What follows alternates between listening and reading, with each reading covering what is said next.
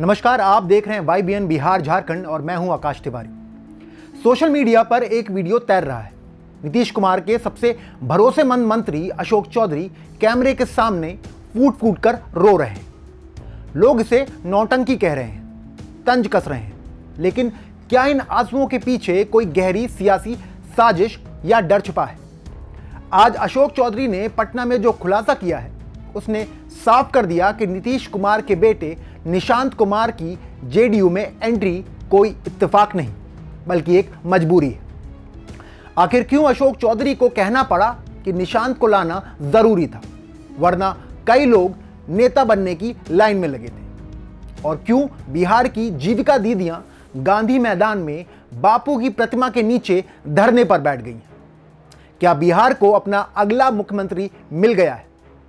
आज की इस विशेष रिपोर्ट में हम जेडीयू के भीतर मचे इस घमासान और 10 अप्रैल की उस बड़ी तारीख का सच बताएंगे। वीडियो को आखिरी तक जरूर देखिए, क्योंकि बिहार की सत्ता की रिमोट कंट्रोल अब बदलने वाला है। दोस्तों, राजनीति में आंसू अक्सर कमजोरी नहीं, बल्कि आने वाले संकट का संकेत देते हैं। अशोक चौधरी ने साफ साफ कह दिया है कि निशांत कुमार की एंट्री कार्यकर्ताओं की इच्छा पर हुई, लेकिन असली बात तो इसके बाद आती है।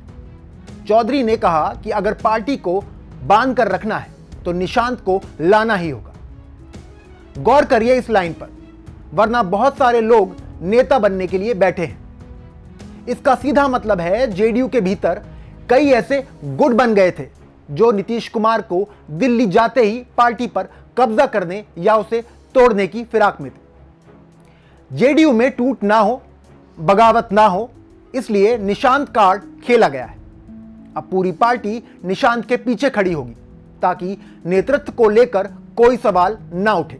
राजनीति में आंसुओं की अपनी एक भाषा होती है। जबकि अशोक चौधरी मीडिया के सामने रोए तो विपक्ष ने इसे मगरमच्छ के आंसू और नौटंकी करार दिया। लेकिन जरा ठहरिए, क्या आपने गौर किया कि अशोक चौधरी नीतीश कुमार के उन चंद सिपाहियों में से हैं जो हर मुश्किल वक्त में उनके साथ ढाल बनकर खड़े रहे? चौधरी का रोना सिर्फ एक भावुक पल नहीं था, बल्कि वो उस वैक्यूम का डर था जो नीतीश के दिल्ली जाने के बाद पटना में पैदा होने वाला था। उन्होंने इशारों इशारों में यह भी जता दिया कि जेडीयू के भीतर कुछ ऐसे चेहरे हैं जो भीतरघात की तैयारी में थे। अशोक चौधरी का यह बयान कि हम निशांत के पीछे खड़े हैं, दरअसल उन बागियों को एक खुली चेतावनी है कि पार्टी का नेतृत्व अब नीतीश के खून के पास ही होगा। क्या अशोक चौधरी ने रोकर पार्टी के कैडर्स को एक इमोशनल मैसेज दिया है? इस सियासी खेल में सबसे बड़ा मोड़ आया कि बिहार की जीविका दीदियों की तरफ से पटना के गांधी मैदान में रविवार को एक अनोखा नजारा दिखा। सुधार वाहिनी और जीविका दीदियों ने सत्याग्रह शुरू कर दिया। इन महिलाओं का कहना है कि अगर नीतीश कुमार मुख्यमंत्री पद छोड़ रहे हैं तो वो कुर्सी किसी और को नहीं, बल्कि उनके बेटे निशांत कुमार को मिलनी चाहिए। जीविका दीदियों का तर्क है कि उन्हें किसी और नेता पर भरोसा नहीं है। नीतीश कुमार ने महिलाओं के लिए जो काम किए हैं, जो सुरक्षा दी है, वो भरोसा सिर्फ निशांत ही कायम रख सकते हैं। सत्याग्रह में शामिल महिलाओं का कहना है कि निशांत अपने पिता की तरह सादगी के प्रतीक हैं और वही एनडीए की नीतियों को आगे बढ़ाएंगे। ये मांग अब बिहार के गांवों तक पहुंच रही है, जो सरकार के लिए एक बड़ा प्रेशर ग्रुप बन चुका है। गांधी मैदान में बैठी जीविका दीदियों और सुधार वाहिनी की महिलाओं का ये सत्याग्रह महज एक विरोध प्रदर्शन नहीं, यह एक सुरक्षा की गुहार है। इन महिलाओं ने नीतीश कुमार के राज में शराबबंदी से लेकर साइकिल और पोशाक योजना तक का लाभ देखा है। प्रतिभा सिंह और विभा जैसी महिलाओं का साफ कहना है कि अगर कोई बाहरी मुख्यमंत्री बना तो शायद महिलाओं के सशक्तिकरण का यह दौर थम जाएगा। उन्हें डर है कि नीतीश की बनाई नीतियां कहीं ठंडे बस्ते में ना चली जाए, इसलिए वो निशांत कुमार को एक सुरक्षा कवच के रूप में देख रही हैं। उनका मानना है कि बेटा अपने पिता के पद चिन्हों पर ही चलेगा। जीविका दीदियों का यह सामूहिक मांग जेडीयू के शीर्ष नेतृत्व को एक बड़ी चुनौती बन गई। क्योंकि बिहार की आधी आबादी का ये वोट बैंक ही जेडीयू की असली ताकत है। बात सिर्फ इस्तीफे की नहीं है, चर्चा नीतीश कुमार की सुरक्षा को लेकर भी है। अशोक चौधरी ने कहा कि मुख्यमंत्री की सुरक्षा बढ़ाने की कोई बड़ी बात नहीं है, यह एक स्वाभाविक प्रक्रिया है। लेकिन विपक्ष, खासकर तेजस्वी यादव, इस पर सवाल उठा रहे हैं। वहीं दूसरी तरफ शराबबंदी कानून को लेकर भी चौधरी ने एक रहस्यमयी बयान दिया है। उन्होंने कहा, भविष्य में क्या होगा कहना मुश्किल है। क्या इसका मतलब यह है कि नीतीश के जाने के बाद शराबबंदी में कोई बदलाव होगा? सबसे बड़ी बात, 10 अप्रैल को नीतीश कुमार राज्यसभा की सदस्यता लेंगे। अशोक चौधरी का कहना है यह एक संवैधानिक प्रक्रिया है, लेकिन बिहार की जनता इसे एक युग के अंत और नए युग की शुरुआत के तौर पर देख रही है। अब बात करते हैं निशांत कुमार की। बिहार की जनता ने उन्हें हमेशा लाइमलाइट से दूर एक बेहद सादे इंसान के तौर पर देखा है, लेकिन राजनीति के जानकारों का कहना है उनकी यही सादगी उनकी सबसे बड़ी ताकत बन सकती है। निशांत पर ना तो भ्रष्टाचार के कोई आरोप है और ना ही किसी गुटबाजी का ठप्पा। अशोक चौधरी ने उन्हें पार्टी को बांध कर रखने वाला धागा बताया है।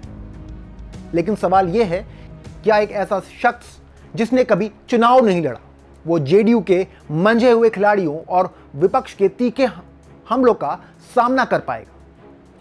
जेडीयू के कार्यकर्ता अब उन्हें नीतीश 2.0 के रूप में देख रहे हैं। क्या निशांत अपनी इसी सादगी को अपनी सियासी ढाल बना पाएंगे? 10 अप्रैल के बाद यह तस्वीर और भी साफ होने वाली है। जाते जाते अशोक चौधरी ने केंद्र के महिला आरक्षण बिल की जमकर तारीफ की।